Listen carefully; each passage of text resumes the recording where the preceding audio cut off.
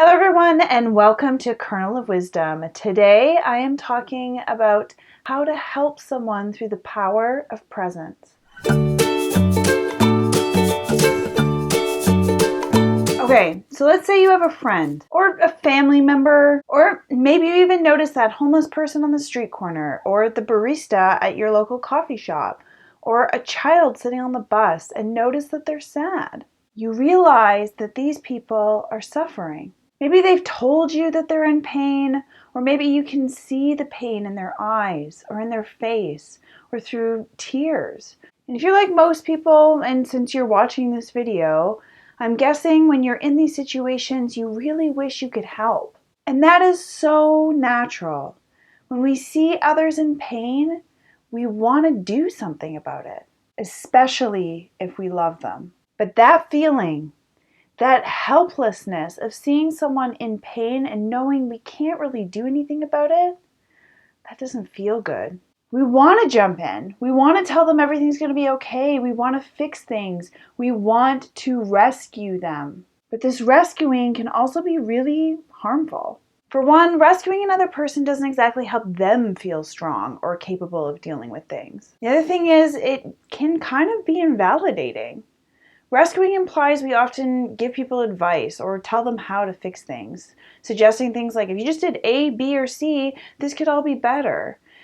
But that really makes people feel like how they feel is invalid. And while you might even be right, it's missing a really important step, which is putting yourself in the other person's shoes and understanding why they haven't done those things already.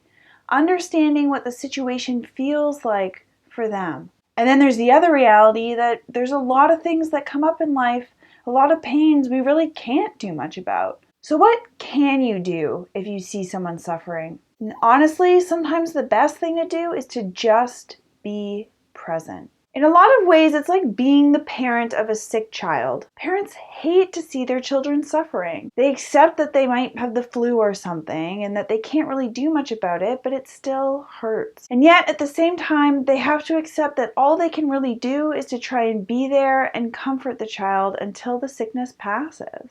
That's it. They can't make the sickness go away. Medicines or remedies might help it feel like we're doing something, but ultimately we still kind of just have to wait it out. And emotional pain works very much the same way. Someone who's experiencing emotional pain just needs to feel their feelings until those feelings are done and can just go away. And so instead of dismissing the feelings by saying, oh, just do this, get rid of them, do whatever you need to do in order to not feel that way, just allowing those feelings to be present in the room, to be there for that person, to be able to sit with and acknowledge those feelings can sometimes be one of the most powerful things we can do in the face of suffering. You see, when we skip this part of just being with and acknowledging feelings, when we just jump into fixing or rescuing, the person never really gets to feel understood. Instead, they can kind of leave the situation feeling like something's wrong with them, that they shouldn't be feeling the way that they're feeling. They also start to feel like the feelings just need to go away as quickly as possible. They start to feel our discomfort with the feelings as well as their own. And yet, by contrast, if we're able to just be present with someone when they're suffering, if we're able to just listen to and sit with their feelings, they really feel like they're understood, like those feelings make sense, like there's a reason that they're there and that it's okay to feel the way they do given the circumstances and given who they are and what they've experienced all leading up to that moment. It helps them and their feelings feel valid. And even more importantly, it makes them feel supported despite their feelings. It gives them the confidence that people aren't going to just run away because of how they feel, that they won't be abandoned with those feelings, that they have support no matter what. And this is what gives people the space, the feeling of security, to be able to look at those feelings, process them, deal with them, and move on. And so next time you're with someone who's suffering, see if you can just hold space for those feelings. This is a friend or family member or someone you feel like you can talk to. Start by just listening. Ask them to talk about what happened. Ask them to talk about how they feel and really work to listen. Not thinking about advice, not thinking about how that happened to you, not even thinking about how it might affect or impact you if you can.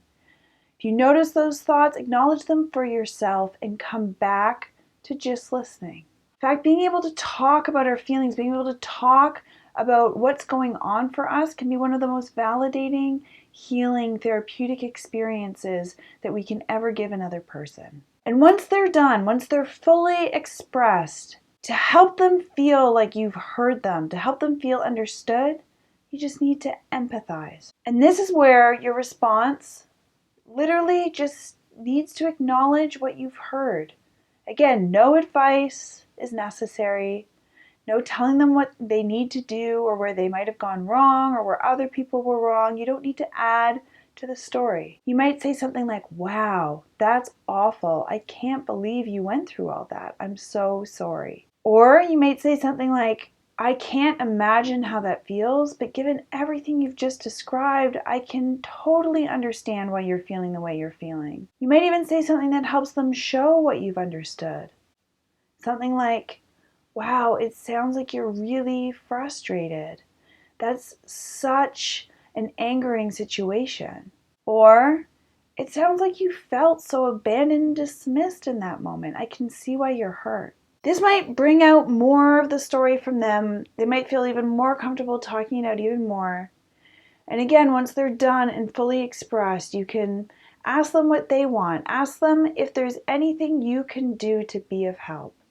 And let them guide that experience. Ultimately, if they say, I don't think there's anything that can be done, all you need to do is sit there and be with them, to comfort them, and maybe hold their hand or touch their shoulder or do something to give them support while they feel their feelings. Once they've fully expressed those feelings, once they've been able to process it and let it all out, they'll be able to let it go. And it's at that point, if they feel ready, if they've let it go, if they've fully felt their feelings and that whole process, that whole step is done, that they might say, I'd love to figure out what I want to do next.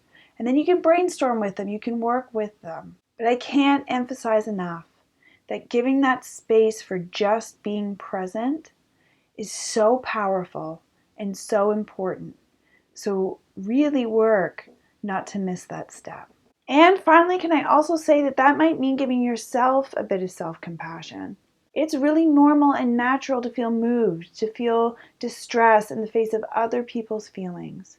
So if you notice this discomfort coming up in you, do whatever mindful techniques are going to soothe you as well as allow you to be present with them in this process. All right, well, I know this is a tricky subject, so I hope this video helped emphasize the importance of being present with someone when they're suffering. If you have any questions, comments, examples, or suggestions, feel free to post them in the comment box below. Otherwise, do not forget to subscribe for more mindful videos from Kernel of Wisdom. To learn more about me or my mindfulness programs, feel free to check out kernelofwisdom.com. And I hope you have a great day and happy meditating. Bye.